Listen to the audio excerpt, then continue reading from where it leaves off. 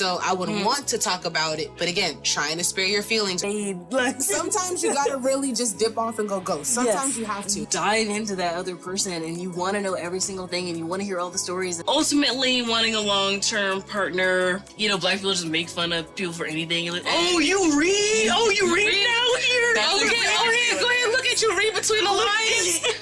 It's like, why are you? Go ahead, read in the library. Go ahead. Take a look at it. Yeah, we're from the top here. From the top. All right, so we are here on my podcast, Invasive. It is about digging questions into people and their relationships because it is something that I would do regardless. Nosy. A camera was on.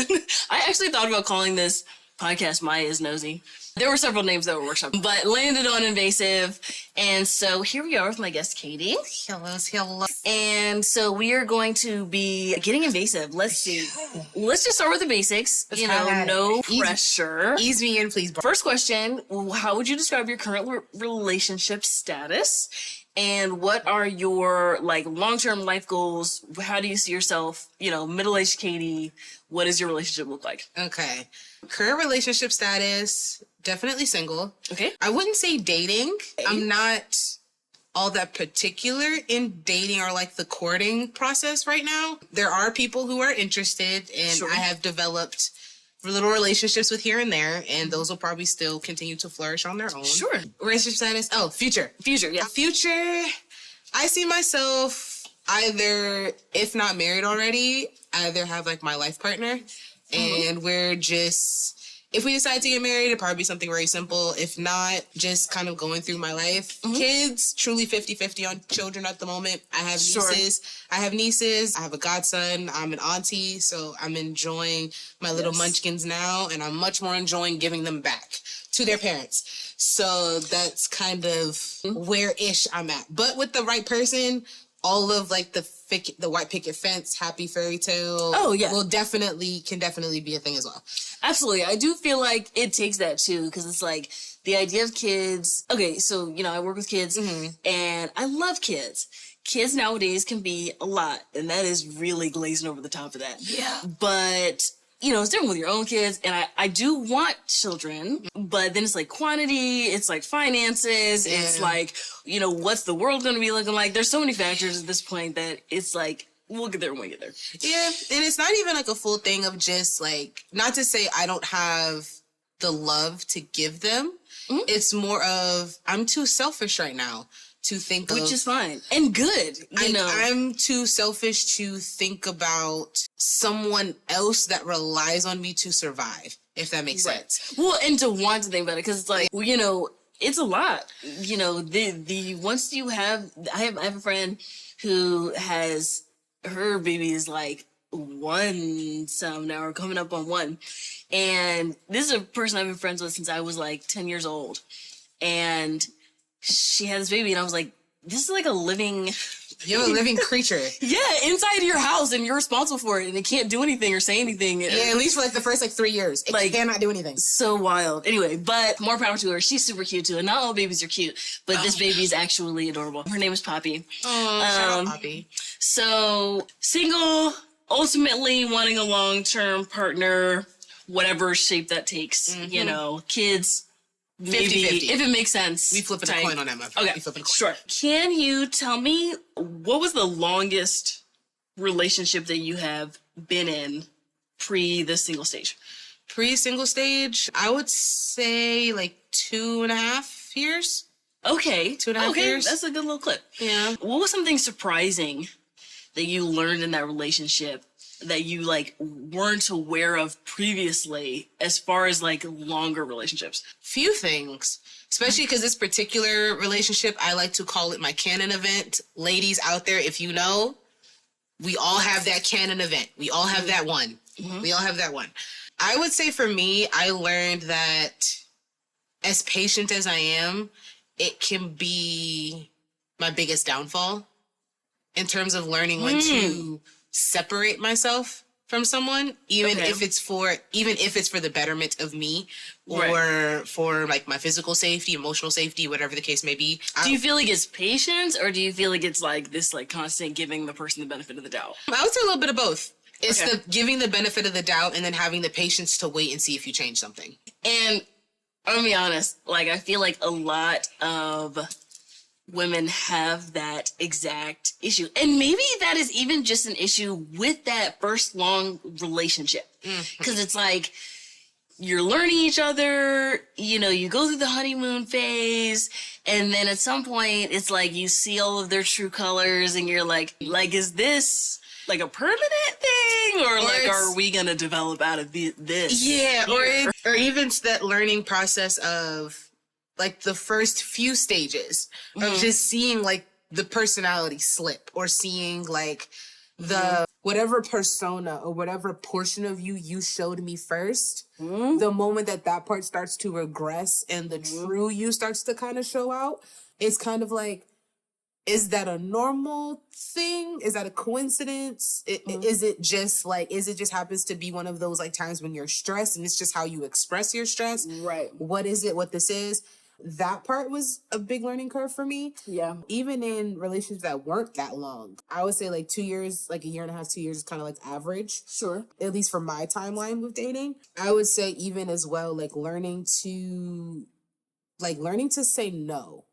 And not in the literal sense of no, I don't want this. Or I would say no in the sense of learning to understand when it's time to walk away. And when you're walking away, you're doing it in a place of, one, you've tried what you were supposed to, not like you're running. Best effort, you know. Best effort. Because for me, some women are like me. I am a space cadet. I will jump ship real quick, fast, and in a hurry in the middle of the night, and you will never hear me splash into the water. Like, I will wholeheartedly leave like a ghost in the night, and you will never know that I was ever there. So in some ways, and sometimes, and in some cases, that's a good thing. I will say sometimes that's necessary. Sometimes it's like you gotta, you know, fade. Like, sometimes you gotta really just dip off and go ghost. Sometimes you have to. But in realizing, especially maturing, especially with my last relationship, even though it wasn't as long as my longest, but I will say it was the most emotionally intense. Sure. And not in the sense of like the hot and cold kind of thing like everyone is more so used to. It was an overall very peaceful relationship. It was very peaceful. It was just because I was so comfortable in the peace, and maybe he was so comfortable in the peace, we never got the chance to get down to the nitty gritty. The nitty gritty things, like you have to, you know. Or if the things that I was seeing wasn't that I liked, it was just I didn't care.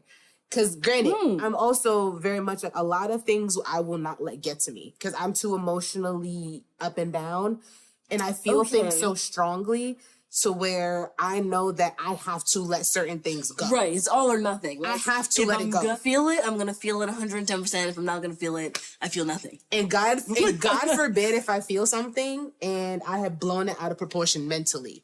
So. But then it's like, do you feel like you're blowing out of proportion mentally, or do you feel like you have been kind of conditioned by other people's reactions? Because what I found is like, even with Dennis, like, and it's been like a learning experience.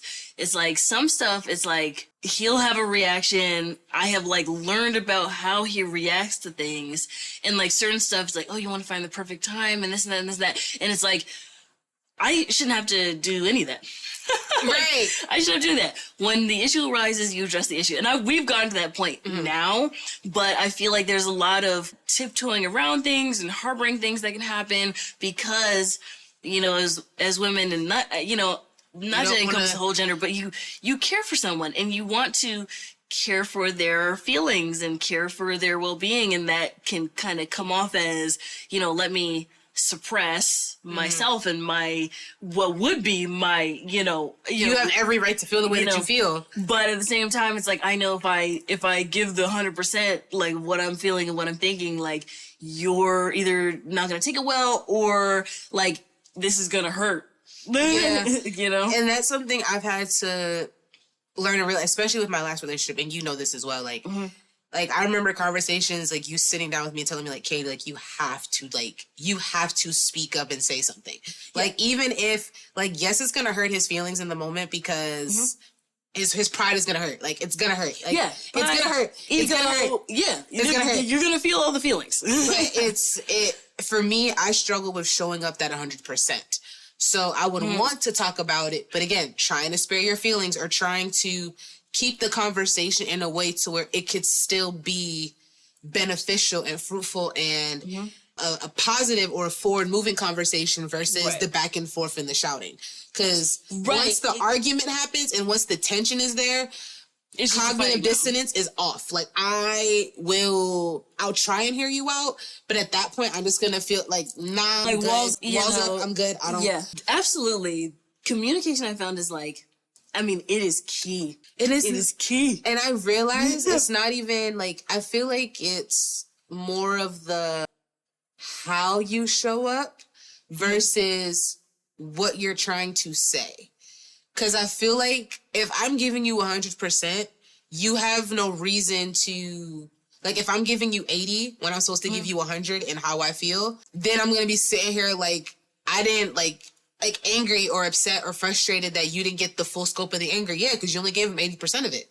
Right, because you just, and that's another thing too. And like, I'll do stuff where it's like, oh, it's just a little thing. I'll just, and then like another little thing happens. It's like, oh, it's just like two little things, you know what I mean? And it's like, but you never stop thinking about the little things. But I worry about, because for me, as much as I want to nip that one thing in the bud, because that conversation we had earlier today, I won't disclose for the podcast. I'm sorry, I can't disclose that. We will get a little more invasive. A little bit more. But yeah, subscribe to Patreon for that. just kidding. But having like that conversation of wanting to nip certain things in the bud right then and there, but hesitating because being like, knowing me, I'm a northerner. Us northern girls, we can be very harsh on the first round out. Oh man, we can be very, and it's never. You gotta think about it. You're right. You gotta think about the words, right? And it's never coming from a place of like, yo, like, what are you doing? It's coming from a place of, yo, what the are you doing? Like, right? Like, first off, immediate reaction is, what like, are we doing? What the hell? What are you doing? Like, what are you doing? What are you doing? No. What are you doing? Like, you're looking crazy out here, and you're making me look crazy out here. And I will be damned if I'm out here looking crazy. I'll be damned. Gosh. So it's like one of those things of like, and thankfully with the person that I was with, he understood. He was just like, yeah, whatever you say is going to come across as harsh. Granted, I know you're trying to come from a place of love. And if it's out of a place of frustration, I know it's going to hit 10 times harder for you. So I'm just like, great, you know this. You know this. I'm glad you understand. Okay. Why still push the button though? Your most recent relationship. Let's dive in. Okay. What was the critical downfall? What do you feel like was the straw that broke the camel's back? Full disclosure, I know this person. Yeah. All love to this person still. Yes, absolutely. Like, still all love to this person, like, no matter what it is. So I would say for me, Okay, wait. Let's we'll do it in 2 steps here. What do you think was the catalyst for you guys getting together? Okay. And the relationship lasting as long as it did? What do you think, like, ignited the fire, right? And then we'll circle back to what put it out. It was the conversation. Like, you ever see those posts on Instagram where it's like those couples that it's like, I think it's someone had posted, all it takes is one date. And then next thing you know, y'all never leaving each other's sides. Like, that's literally what it was. Like, our very first date, full disclosure on our first date, went to Revolving Sushi. Nice. Talked the entire time. Love it. So much so the restaurant had already closed for an hour and a half.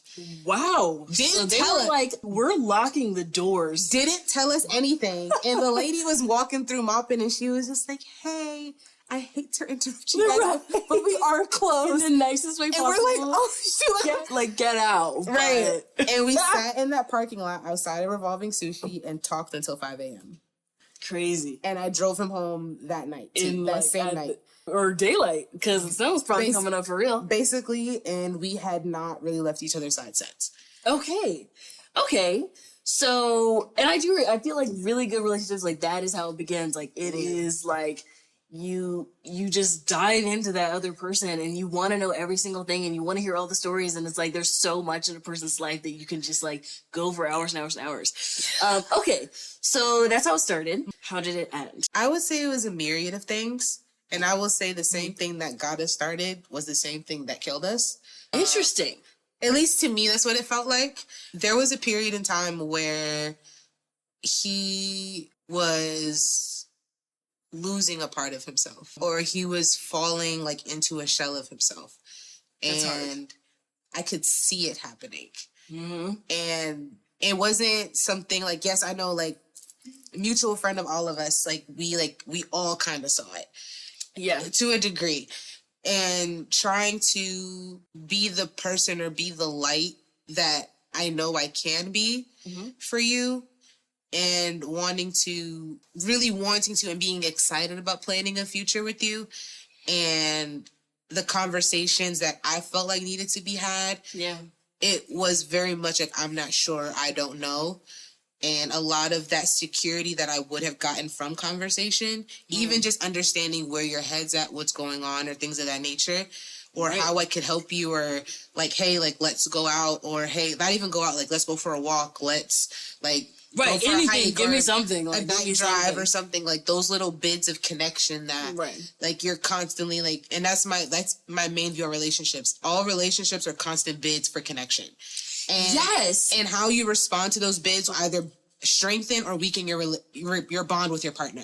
So me trying to constantly make these emotional connections or these emotional bids with you, over time, I just stopped trying. Right, and getting shut down. Like, it's the getting shut down over and over again. And it's like, you know, it's toxic. Yeah, and not to say we didn't still have our moments of like, oh, like we're hanging out or things are really good or the synergy's really nice, but the moments where even if I know you don't necessarily want to do it, but I want you to be a part of it, I kind of felt a little like kind of pushed away. And at a time where I felt as though I was trying to hold on to you. Right. Granted, after like us having the conversation about it and talking about it after the breakup had happened, I definitely feel like I should have tried. I felt like I should have tried harder to be more supportive in him in that way, or at least in the ways that he needed me to be. Okay, so felt like you weren't necessarily able to kind of pick up the slack, you know, kind of. And I didn't really know how.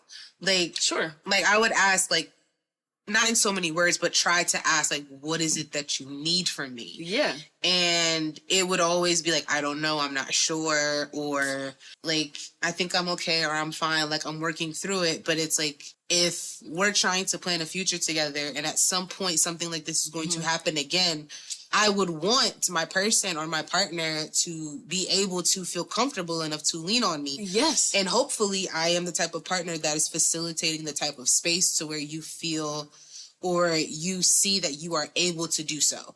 Right. It's like a safe, like, I am the safe place. Come to me and I can help you to the best of my ability. But if you can't even come to me and like give me enough information to help you, like, we're at a stalemate. Yeah, or even if it's me asking, like, hey, like, I've told him this, and I tell a lot of people this. When it comes to emotional support, I can do it. I'm not necessarily the best at it to a degree. But It makes me uncomfortable. In terms, not in the, like, emotional it kind of thing, but because, like, I'm, like, emotionally receptive to people sometimes. Okay. So, and plus me personally, how I process a lot of things emotionally, unless it's really, really big, I let it roll off. Like, I'll give it a couple minutes and I'll kind of let it just go. Yeah. So for some people, for myself even, I've had to tell myself to be like, hey, I will ask you 3 different times. I'll ask you 3 different times if you're okay. Especially if I feel something is off. The first time I'm like, hey, you good? I'm feeling the energy's a bit off. Like, are you okay? Like, you want to talk about anything? No? Okay, cool. I'll leave you alone for a little bit. I'll ask you again. Hey, are you sure you're okay? Like, I'm really, like, if I'm wrong, tell me I'm wrong. Right. But I'm tripping. But something right now is telling me X, Y, or Z. Still no, I'm fine, whatever. Okay, cool. Last time I'll ask you. You still tell me no? Unless you're coming to me directly, you're not going to hear from me asking you about it again.